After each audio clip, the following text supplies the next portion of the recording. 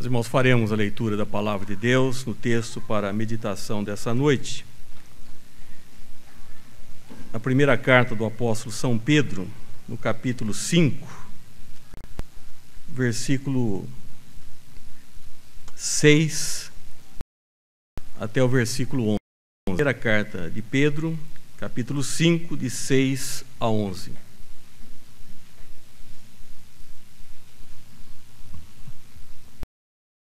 Humilhai-vos, tanto sob a poderosa mão de Deus, para que Ele em tempo oportuno vos exalte, lançando sobre Ele toda a vossa ansiedade, porque Ele tem cuidado de vós.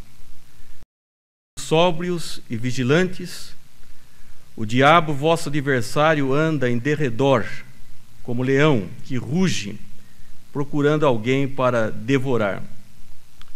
Resisti-lhe firmes na fé, certo que sofrimentos iguais aos vossos estão se cumprindo na vossa irmandade espalhada pelo mundo. Ora, o Deus de toda graça, que em Cristo vos chama, depois de terdes sofrido por um pouco, Ele mesmo vos há de aperfeiçoar, firmar, fortificar e fundamentar. A Ele seja o domínio pelos séculos dos séculos. Amém. Vamos ter mais uma breve oração. Vou pedir ao nosso irmão presbítero Paulo Lasso que nos guie nessa breve oração.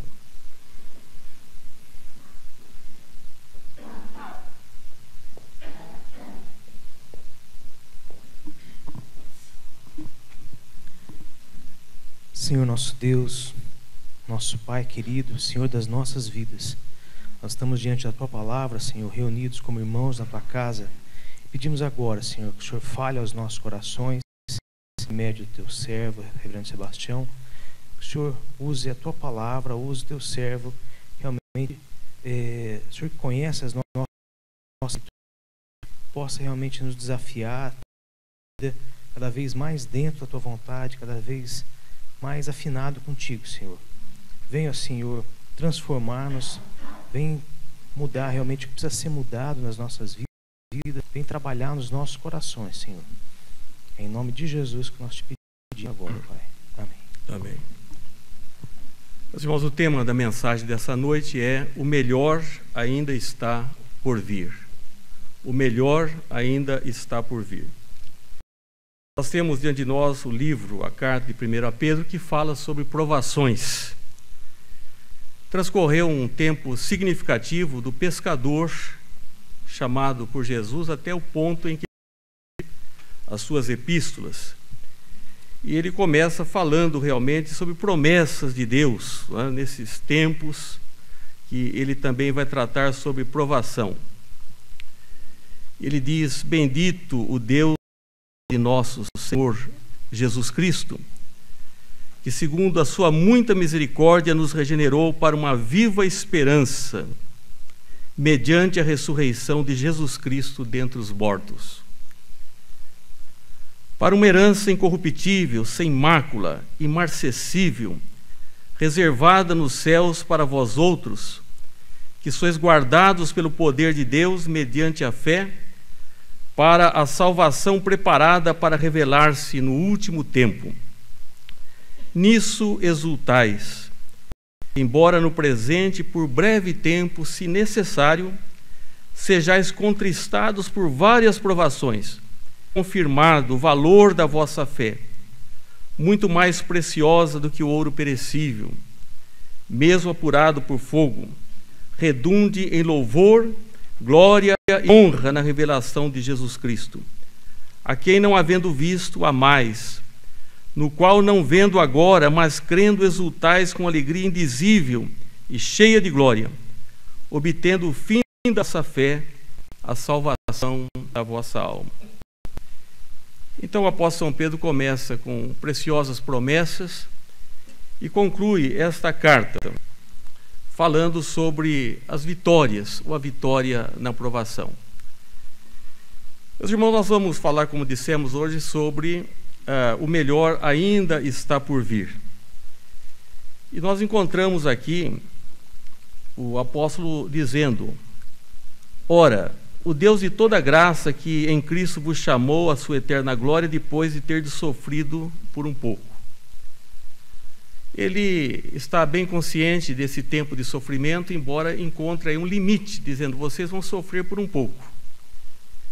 E, na verdade, o sofrimento entrou nesse mundo, problemas de relacionamento conjugal, problemas na relação de trabalho com a própria natureza, não é? As dificuldades do trabalho. Mas o mundo era realmente um mundo perfeito. Não havia doença, não havia morte. Então, era um mundo maravilhoso, onde não havia entrado ainda o pecado e a obediência. Mas esse mundo se sofre, como diz aqui, por vários motivos. Um deles é o próprio inimigo, nosso adversário, né? Diz que anda como leão, rugindo, buscando a quem possa tragar. Não só o nosso pecado, mas também nós sabemos que em todas as áreas desse mundo, Satanás se infiltrou e ele tem causado muitos sofrimentos. Os crentes, no princípio, tiveram muitas lutas, perseguições, choraram por aqueles também seus queridos que partiram. E qual é a realidade atual do seu sofrimento? O que realmente tem feito você sofrer no presente? Qual é a sua dificuldade que muitas vezes nós não externamos? Mas como cristãos nós não estamos imunes. O apóstolo está dizendo aqui que o sofrimento, embora ele seja por pouco tempo, ele seja temporário, que é necessário que por um período sejamos contristados, se necessário, mas ele admite realmente essa possibilidade do sofrimento. O fato é que nós não gostamos de sofrer, nós não devemos ir de encontro ao sofrimento. Mas nós sabemos que quando o cristão sofre, seja por quaisquer motivos que sejam, ele pode ouvir realmente dos lábios de Jesus: a minha graça te basta, a minha graça te basta. Nesse texto que nós lemos aqui, ele fala sobre algumas coisas da nossa vida cristã. Diz: humilhai-vos, portanto, sob a poderosa mão de Deus. Essa expressão poderosa mão de Deus, ela é encontrada principalmente no Antigo Testamento, com referência à libertação do povo de Deus do Egito. E essa necessidade realmente de sermos humildes diante da poderosa, porque Jesus também, nós ouvimos referência a esse fato, né? E Deus o exaltou sobremaneira. E o padrão é esse, é o sofrimento e a glória na vida do cristão. Então o apóstolo São Pedro, ele disse: debaixo da poderosa mão de Deus, humilhai-vos debaixo da poderosa mão de Deus. Também diz o texto em seguida aqui: para que em tempo oportuno vos exalte, lançando sobre ele toda a vossa ansiedade. Nós devemos não somente nos humilharmos diante de Deus, mas pessoas serenas.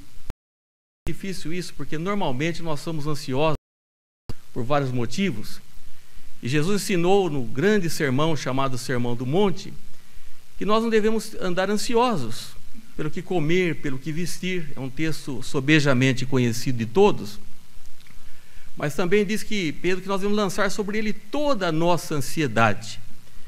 É muito importante realmente que nós tenhamos essa compreensão que mesmo as coisas que sucedem na vida do cristão, como o apóstolo São Paulo diz, que todas as coisas contribuem para o bem daquele irmão. E ele vai dizendo sobre isso, que nós devemos estar serenos na nossa vida, mas ser sóbrios e vigilantes. Na verdade, o fato de estarmos serenos não significa que devemos estar desprecavidos, porque nós temos um inimigo cruel, Satanás, e ele procura realmente buscar alguém que destruir, literalmente, e ele tem realmente feito muitas coisas, embora ele esteja limitado pela ação de Cristo, mas ele ainda tem uma esfera nesse mundo e trabalhando. O apóstolo São Pedro podia falar isso, e Jesus disse para ele certa vez: Satanás queria te peneirar, né? Como joga, abanar fé, né? como joga para cima e peneira e tal, falou, mas eu orei por ti. E nós vemos que Satanás conseguiu, na vida de Pedro, levá-lo a uma triste situação, ao ponto de negar a Cristo. E por isso ele fala com propriedade, ele não é mais aquele pescador lá do começo, ele é uma pessoa que cresce, né? E ele está dizendo aqui nessa epístola, dizendo, olha, cuidado, porque o vosso adversário, ele está como um leão, né? Rugindo em derredor, ele fica esperando um momento próprio para se lançar e devorar alguém. E as pessoas incautas, desprevenidas, né? E às vezes, sendo filhos de Deus, nos descuidamos, e nós percebemos que, nos lembramos que lá no Getsêmani, o apóstolo São Pedro também dormiu, porque ele precisava estar acordado, ele não foi vigilante, ele não foi sóbrio naquele momento, e talvez tenha marcado a sua experiência pessoal. Ele diz mais tarde, olha, vocês sejam sóbrios, sejam vigilantes, e diz mais uma coisa, que resistir ao diabo e resistir firmes na fé, essa atitude também de resistência, né? De resistência. E dito essas coisas, então, vou dizer o seguinte, que o cristão vai passar temporariamente por sofrimentos. Nós não vendemos ilusões, e Jesus disse, no mundo passais por tribulação. E às vezes é necessário, nós vamos ver realmente que Deus permite, não que Ele tenha prazer em certas coisas que nos acontecem, mas Ele permite. E há um limite para isso, né? Um limite para esse sofrimento. Na mesma epístola ele está dizendo aqui, nós já lemos, nisso exultais, embora no presente, por breve tempo, se necessário, sejais contristados por várias vezes, mas nisto exultais. Para o homem incrédulo, prazer, né, em muitas dificuldades, né? E ele diz o seguinte, porque quando eu estou fraco, na verdade, eu estou forte.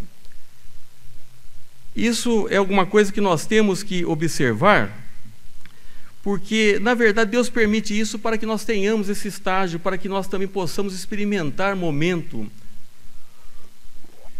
da glória. O apóstolo São Pedro, não como o apóstolo Paulo, que teve uma experiência, né, que foi levado ao terceiro céus, mas ele teve uma experiência profunda também lá no Monte da Transfiguração. Ele ficou tão impressionado com aquele fato que ele disse, Senhor, seria bom que nós fizéssemos aqui 3 tendas, né? Seria bom que nós ficássemos aqui e observássemos.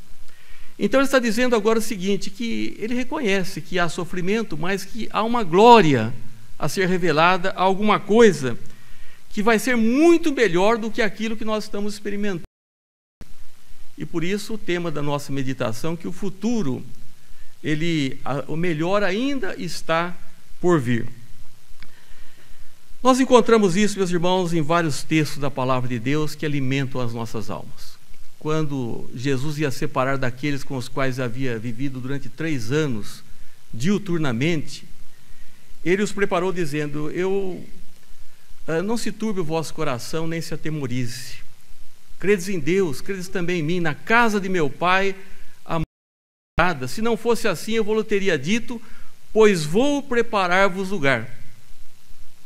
Então, Jesus deixou claro na mente daqueles que eram verdadeiramente seus, que existe um lar, como nós cantamos, onde não há choro, tá? Um lar maravilhoso para aqueles que realmente são deles. E também, o apóstolo São Paulo, ele disse, eu prefiro partir e estar com Cristo, que me é incomparavelmente melhor. Paulo estava tão identificado com a igreja. Há pessoas que sofrem, mas não sofrem pela igreja, pela obra de Cristo, pelo reino de Deus, sofrem por problemas particulares, por erros que cometeram. E é claro que nós oramos e queremos apoiar a todos, mas o grande sofrimento do apóstolo Paulo era muito diferente dos nossos. Ele estava preocupado em ganhar almas para Cristo, estava preocupado com a estabilidade das igrejas. E ele chegou a um ponto de dizer assim, olha, mas ele estava cansado, né? Muitas lutas, eu prefiro, de ambos os lados eu estou em aperto, eu prefiro partir e estar com Cristo, é incomparavelmente melhor. Quando morre o crente, as pessoas, coitadinho, não é coitado, né? Coitado às vezes são os que ficam, né? Porque a Bíblia diz: bem-aventurados os mortos que desde agora morrem no Senhor. Eu falei: estou em aperto, mas eu prefiro melhor, mas senti ainda que Deus ia utilizá-lo na sua obra. E também ele diz em outro texto: entretanto está em confiança, preferindo deixar o corpo e habitar com o Senhor. O que é deixar o corpo? Ele sabia que deixando esse corpo, ele iria habitar com o Senhor. É dessa glória imarcessível, sem mácula, que Pedro está falando e dizendo: olha, vocês vão ser contristados ainda por um pouco, vocês vão ter algumas dificuldades. Não pense que somente acontece com vocês, isso acontece com vossos irmãos do mundo, porque Deus é maior que a nossa igreja local, Deus é maior que a nossa denominação, Deus tem os seus escolhidos em toda parte. E muitos irmãos de vocês estão passando também por essas situações, mas isso realmente, vocês têm que olhar para uma realidade, porque o futuro vai ser melhor, o melhor ainda está por vir. Meus irmãos, Deus está nos preparando para a sua glória. Deus está nos preparando para a sua glória. Nesse texto ele diz assim: ora, o Deus de toda graça, que em Cristo vos chamou à sua eterna glória, depois de ter sofrido por um pouco, Ele mesmo vos há de aperfeiçoar, firmar, edificar e fundamentar. Isso é realmente importante, a ação de Deus na nossa vida, que Ele vai aperfeiçoar, firmar, fortificar e fundamentar. Eu digo que nós somos imperfeitos, mas somos semi-perfeitos. Nós estamos a caminho de uma perfeição.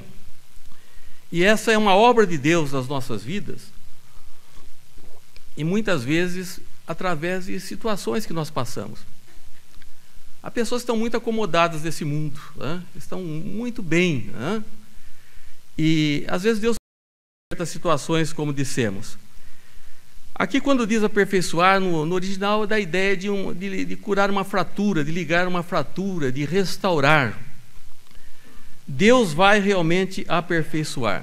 Deus vai acrescentar graça às nossas vidas. Houve um compositor, Edward Elgar, inglês, romântico. Acho que ele é conhecido principalmente por aquela Pompa e Circunstância, que é cantada em casamentos e tal. E uma vez ele viu uma moça cantando, uma menina cantando uma das suas composições. E a moça tinha tanta técnica e uma voz tão límpida, tão clara, que ela terminou a execução e o Sr. Edward disse o seguinte: essa moça vai ser ótima. Coisa quebrar o seu coração. Porque nós podemos fazer as coisas, meus irmãos, com técnica. Eu não sei exatamente o que ele entendeu. Mas ele entendeu que Deus poderia fazer daquela moça passar por alguma experiência que ela seria ainda, além desse talento, porque talento Deus concede a crentes e não crentes. E graças a Deus que os nossos estão usando sempre, para a glória de Deus, onde estão, em quaisquer lugares. Eu creio que o apóstolo Pedro realmente pode falar disso, que Deus aperfeiçoou, porque ele teve seu coração muito quebrado. Quando Jesus disse: Pedro, você me ama? E perguntou 3 vezes, uma das vezes ele muda o verbo, o verbo filéu para o verbo agapau, e ele percebeu que ele amava aquele amor. E então ele diz que ele chorou, chorou profundamente. E eu creio que foi isso que fez o apóstolo Pedro. E eu vejo às vezes na comunidade onde estou que eu não gosto de ver ninguém sofrendo, ninguém gosta de ver o outro sofrendo, mas quantos crescem realmente através dessas situações, na sua maneira de agir, de entender, de ter uma visão das coisas, amadurecem. Estava falando que aquela moça talvez devesse amadurecer ainda em algum aspecto. Diz que ele não somente vai aperfeiçoar, mas ele vai firmar, ele vai firmar, firme, como um aço temperado. Às vezes nós não somos tão firmes e nós precisamos ser firmados em Cristo, a rocha. E isso é um inabalável, como diz o texto, que Deus é o nosso refúgio e fortaleza. E o salmista, de uma forma poética, diz: por isso não temeremos, ainda que houvesse aqueles fenômenos que pudessem assustar, ele estaria, na verdade, fixado. Meus irmãos, às vezes nos abalam, né? Nós não temos essa firmeza como cristãos, muito receber, mas não estamos firmados. E eu creio que Pedro se tornou realmente alguém muito firme, né? E pela própria palavra se torna um grande líder daquele colégio. Ele se levanta dos postes, ele que tinha tido medo de uma coisa: vocês mataram o Cristo, o autor da vida. Isso é uma coisa muito grave. E vocês precisam se arrepender para ser salvos. Então Pedro se torna essa fortaleza, e é isso que ele está aperfeiçoar, que ele vai firmar. A verdade é que se nós não passarmos por alguma experiência, nós não sabemos até que ponto nós somos fortes. Até que ponto nós somos fortes. Porque nós fraquejamos às vezes, não é? E às vezes a dor no corpo, a dor na alma que nós sentimos, nós ficamos abalados. Isso pode levar a pessoa às vezes a ficar ressentida, amarga. Mas Deus, na verdade, ele pode fortificar. No caso de Abraão, ele passou por um momento extremo. Nenhuma pessoa sentiu a dor que Abraão sentiu. Ele sentiu ficando o seu... Porque Deus sempre soube. Quem precisava saber até que ponto era Abraão, que hoje é o nosso pai da fé. Então, meus irmãos, até que ponto realmente nós estamos aqui, como diz o apóstolo Pedro, né? Fortificados. E por incrível que pareça, né? Ele, quando quis ser forte, ele viu que era fraco, Pedro. Foi: eu vou pegar a espada, eu vou defender o mestre. Cortou a orelha de alguém lá, e de repente ele caiu em todos aqueles erros, porque ele quis ser forte. E Paulo, quando foi fraco, então ele foi verdadeiro forte. Paulo falou assim: eu, quando sou fraco, eu sou forte. Quando nós queremos ser fortes na nossa humanidade, no nosso gênio, na nossa imposição, nós somos sujeitos a fracassarmos. Mas é Deus que nos fortalece. É Ele que realmente nos dá força. E diz mais o texto que Ele vai fundar.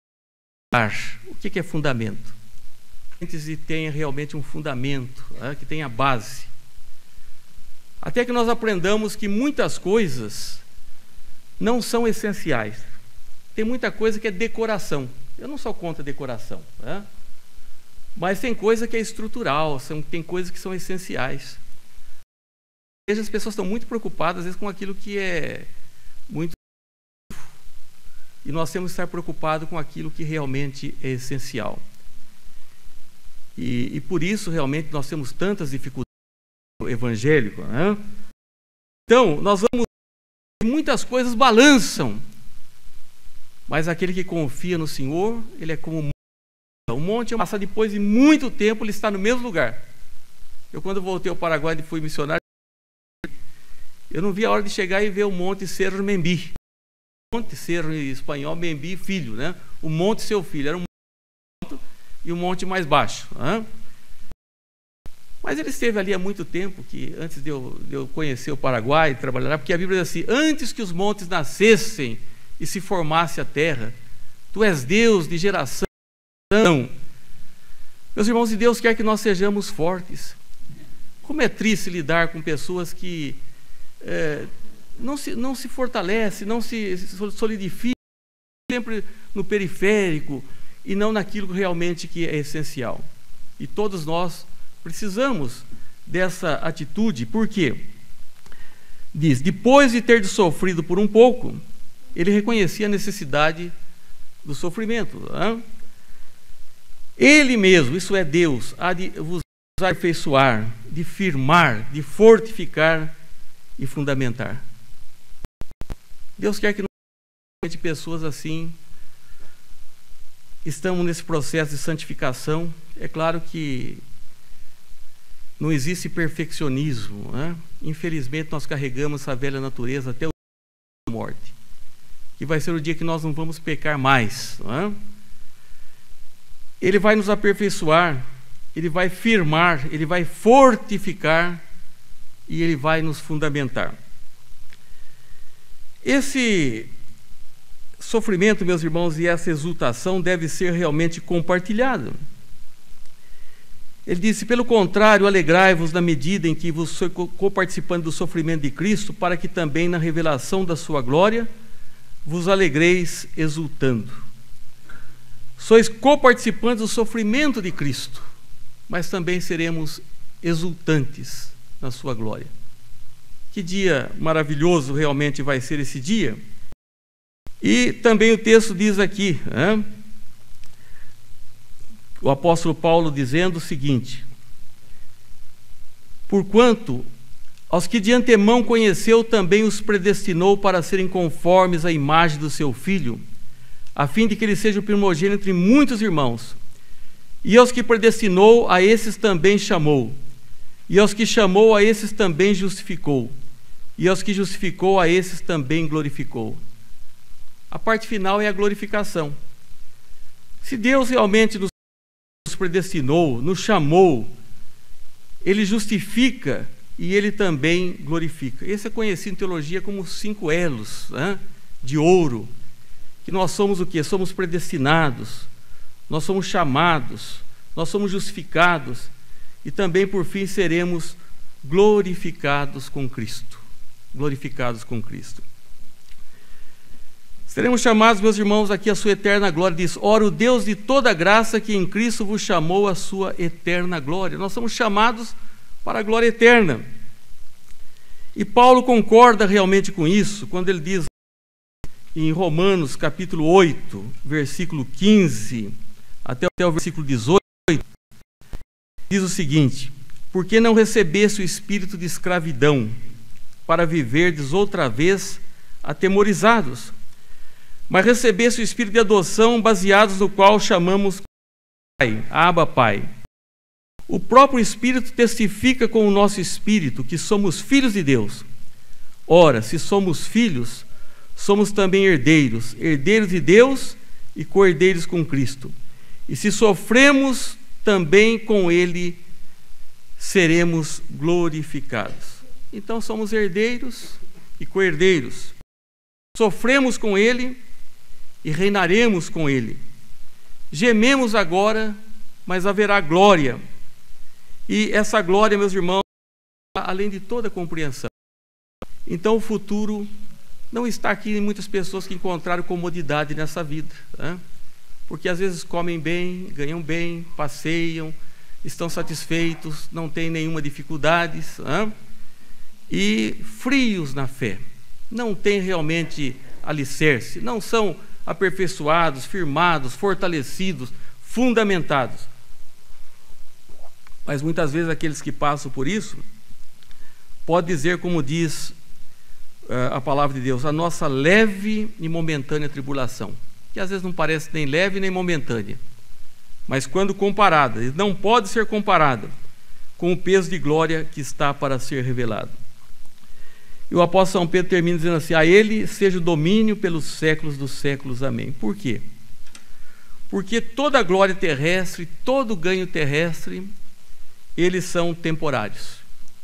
Mas a glória e o domínio daquele que é por todos os séculos, sempre. A Ele seja o domínio pelos séculos dos séculos. Amém. Que Deus, meus irmãos, possa nos aperfeiçoar, firmar, fortificar e fundamentar na nossa fé. Que Deus nos abençoe.